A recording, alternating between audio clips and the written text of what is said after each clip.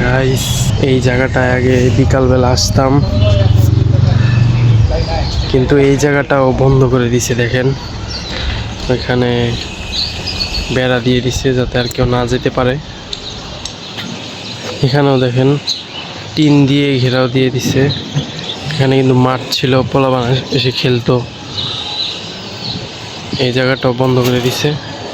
বিকালে এই জায়গাটায় সময় কাটানোর জন্য আসতাম, কিন্তু এখন এই জায়গাটাও বন্ধ হয়ে গেল। দেখছেন,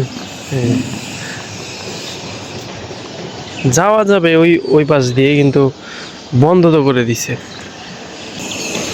জায়গাটা এসে এখানে বসে থাকতাম, ওখানে হাঁটাহাঁটি করতাম, ভালোই লাগতো। ওখানে মাঝে মাঝে খেলাধুলাও করতাম। কি আর করার,